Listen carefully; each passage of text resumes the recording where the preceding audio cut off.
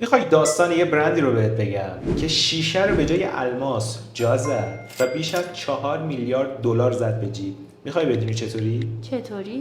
یه آقایی به اسم سواروفسکی اومد اتریش. از اونجایی که شیشه رو خوب میشناخت، اومد یه سری تراش‌های ریز روی شیشه زد، تلالو و اون شاینی که به وجود اومد رو آورد توی گوشواره و گردنبند و برند سواروفسکی رو خلقش کرد.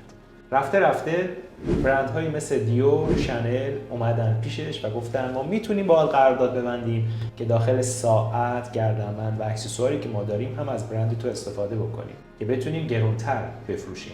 مردم میدونستن که الماس نمیخرن، ولی چون برق الماس رو داشت، حس الماس رو داشت، ازش خریدن و از همه مهمتر بنزم باهاش قرارداد بست، داخل چراغاش ازش استفاده کرد.